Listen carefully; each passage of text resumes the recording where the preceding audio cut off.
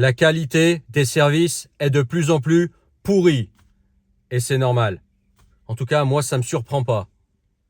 La qualité des services. Je vois de plus en plus de gens sur Internet, à travers des shorts, des vidéos, mais aussi dans la vraie vie, des gens qui m'en parlent, de gens qui se plaignent de la dégradation des services. Comme quoi, il serait de plus en plus difficile de trouver des gens qualifiés qui font du travail carré, qui font du bon boulot. Bref, des gens avec du talent en fait. Des gens qui ont envie de faire ce travail, qui le font bien, et un travail qui est satisfaisant. Tu vois le travail, tu dis « Ah ouais, ça c'est du bon boulot ». Bref, ayant vécu pendant longtemps dans un pays dans lequel justement trouver des gens compétents est très difficile, au point que parfois il faut mieux faire les choses soi-même, même si on n'est pas du métier. En fait, ce qui est en train de se passer en France, et c'est pas qu'en France d'ailleurs, c'est aussi ailleurs en Occident, dans d'autres pays, cette dégradation des services ne me surprend pas du tout. C'est mathématique. Tu sais, pendant longtemps, la France, comme beaucoup d'autres pays d'Occident, a été un pays dans lequel le rapport argent gagné, donc salaire, revenu pour les entrepreneurs, coût de la vie était très bon, où le système était motivant, où le système te récompensait, où la société récompensait en fait les gens qui bossaient bien. Et forcément, dans le système dans lequel on est maintenant, vu la tangente que la société a prise, ça ne me surprend pas du tout, c'est tout à fait logique. Je t'explique. La première chose, c'est que les gens qui ont du talent, parce que c'est eux qui font du bon boulot, hein. Tu as des gens, en fait, tu as différents types de gens qui font un travail. Tu as ceux qui font un travail parce qu'ils savent rien faire d'autre. Okay, ils ne peuvent pas faire d'études, ils ne peuvent pas faire un métier plus compliqué, plus intellectuel, entre guillemets, même si les métiers manuels sont assez intellectuels, on va venir. Et tu as des gens qui font un métier par passion et parce qu'ils ont un talent, parce qu'ils sont excellents, ils sont très bons. Et toi, ce que tu veux quand tu demandes un service, c'est avoir affaire à quelqu'un qui a du talent. Tu vas avoir affaire aux bons. Okay, et les bons se font de moins en moins rares. Pourquoi ils se font de moins en moins rares? Parce que les bons, ils savent qu'ils sont bons et ils font un calcul. Ils se disent, voilà, effectivement, je suis bon dans ce métier-là, je fais du bon boulot, mais est-ce que ça vaut le coup que je fasse ce travail? Est-ce que ça vaut le coup que je fasse ce métier manuel? Est-ce que ça vaut le coup que je fasse de la mécanique si je suis passionné de mécanique? Est-ce que ça vaut le coup que je fasse de la plomberie si j'aime ça? Est-ce que ça vaut le coup d'être électricien si j'aime ça?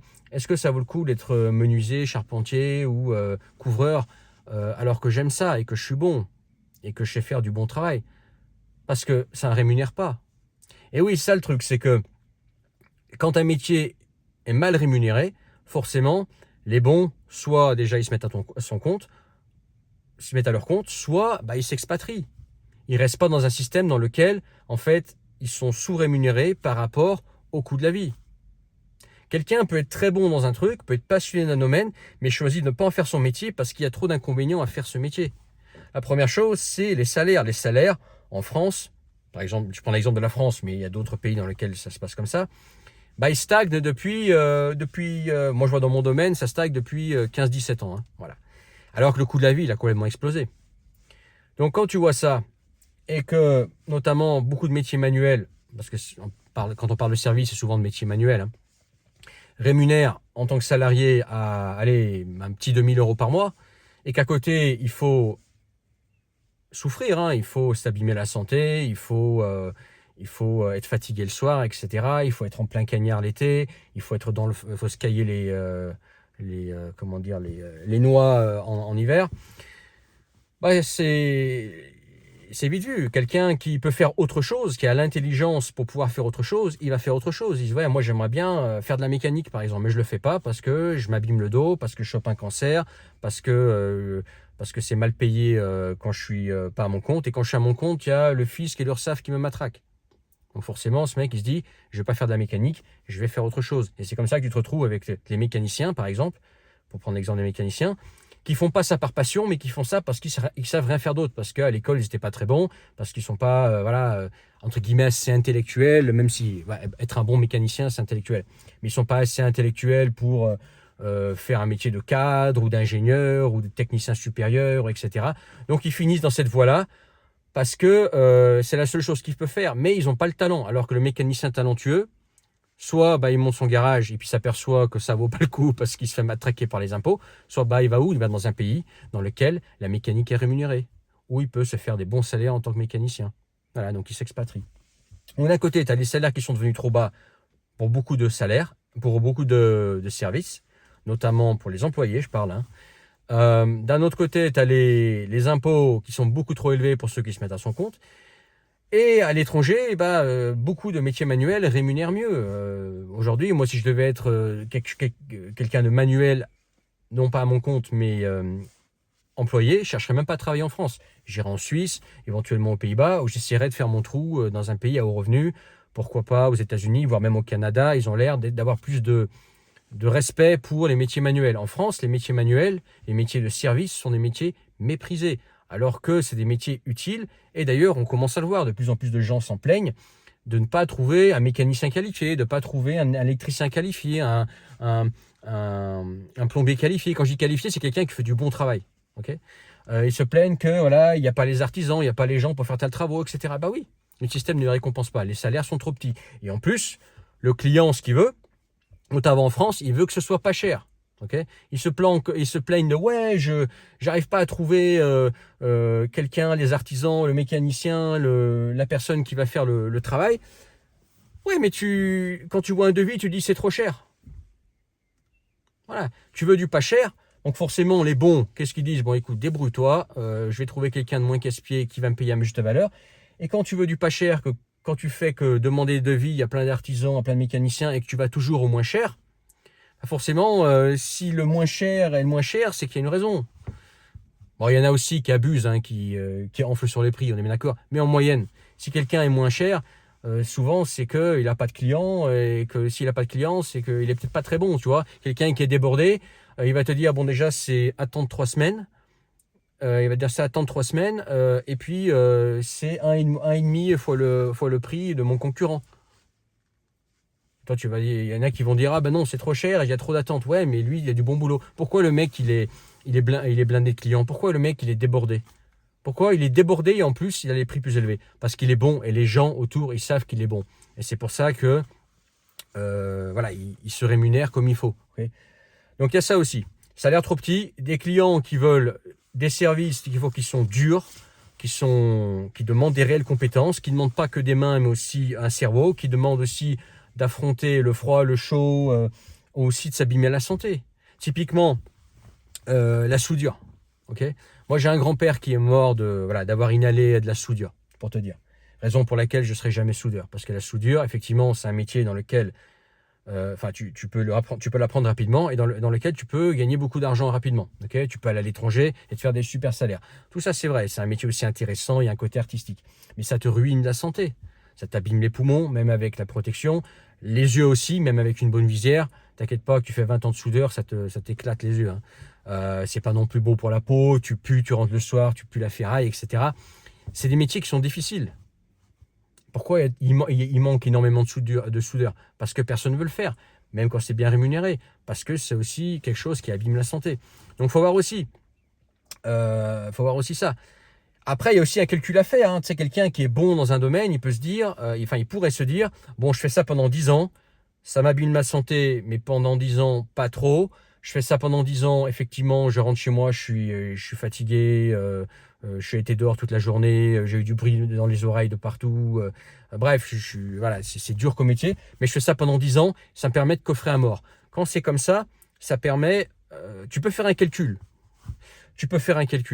Mais si c'est pour faire un métier dur, okay, risqué ou physique, et en plus tu t'abîmes la santé, en plus tu es mal payé, tu m'étonnes qu'il y en a très peu qui veulent faire ces métiers-là.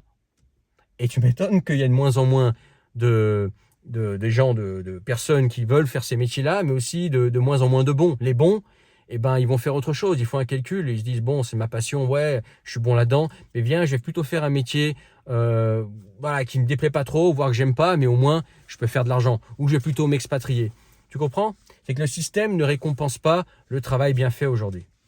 Avant, quelqu'un qui travaillait bien, il avait un pourboire, il était bien payé. Aujourd'hui, on a une société qui est de plus en plus radine et on peut le comprendre. On peut le comprendre parce que le coût de la vie augmente, les salaires ont stagné, les gens ont de moins en moins d'argent, mais ça fait quand même que les gens sont de plus en plus près de leurs sous, ce qui fait que ils veulent payer de moins en moins pour des services, et forcément on tombe sur des services pas chers, et les services pas chers, s'ils sont pas chers, c'est qu'il y a une raison.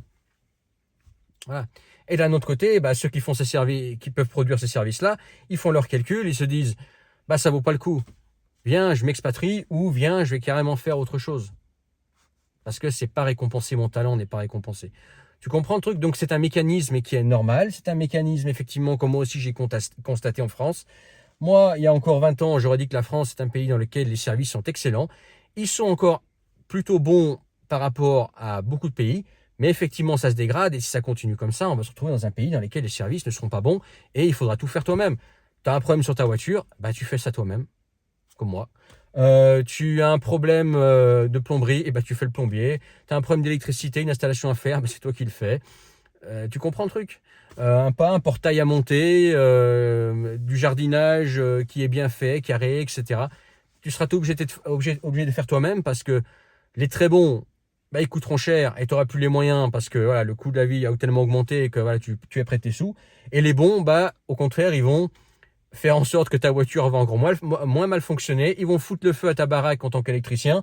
Ils vont faire que tu as encore plus de fuites en tant que plombier. Ils vont faire que le toit te tombe sur la tête en tant que couvreur. Le menuisier va faire que il y a des fuites, il y a des courants d'air. Tu comprends? Ce sera un choix. On va arriver là-dedans. Ça m'étonne pas du tout. C'est mathématique. Bref, dans la description, tu peux rejoindre mes contacts privés gratuitement, recevoir tous mes messages, ne les loupe pas, et recevoir aussi, enfin du moins, rejoindre le canal Telegram. Pareil, si tu veux qu'on s'appelle toi et moi, un appel visio, que toi et moi, on parle du sujet que tu veux en privé, c'est dans la description. Tu cliques, tu t'inscris et tu réserves. Une fois que tu as réservé, on convient d'une date et d'une heure précise pour se parler. Et ce sera également l'occasion de rejoindre la communauté privée. Tu trouveras les liens en description. Mais en tout cas, dis-moi ce que tu en penses. Moi, ça ne me surprend pas, c'est juste normal en fait. Enfin, c'est pas normal, mais c'est juste mathématique. Un système qui ne récompense pas ses talents fait que ses talents vont faire autre chose, vont s'expatrier et que tu te retrouves qu'avec les bras cassés entre guillemets qui font encore ces métiers parce que c'est le seul métier vers lesquels ils peuvent se diriger. Ils peuvent pas faire autre chose. Mais les bons, eux que tu veux vraiment pour faire ce service, ils se disent moi je vais faire autre chose mec. Voilà, ça paye mieux, je me casse pas le dos, je respire pas des saloperies, je chope pas un cancer, etc. Je vais faire autre chose et en plus je serai pas aussi méprisé qu'en France. Malheureusement en France, les métiers manuels sont méprisés, c'est regarder de haut, alors que c'est complètement con. Je vais te dire un truc, les métiers manuels bien faits, ça demande un cerveau. Ça demande un cerveau. C'est pas juste des mains. Ça oui, effectivement, l'employé de base éventuellement. Mais après, les mecs qui ont un peu, les chefs d'équipe, les entrepreneurs, que ce soit dans le bâtiment, dans la mécanique, etc., dans le tertiaire, c'est des gens avec un cerveau. Pas croire. C'est pas parce qu'ils ont fait une voie technique qu'ils n'ont pas de cerveau. Loin de là. Souvent d'ailleurs, ces gens sont beaucoup plus logiques que ceux qui ont fait que de la fac avec leur cravate et leur col blanc. Voilà. Ils ont beaucoup plus de logique. Voilà. Je te laisse là-dessus. Parce qu'entre théorie et pratique, il y a une grande différence. La théorie, c'est bien, mais la pratique, c'est valider la théorie. Ok? Ou pas. C'est sur le terrain que tu vois vraiment ça marche ou pas. Bref, je te laisse maintenant vraiment. Et partage. N'oublie pas de t'abonner et mettre ton pouce. Dis-moi ce que tu en penses en commentaire. Allez, ciao.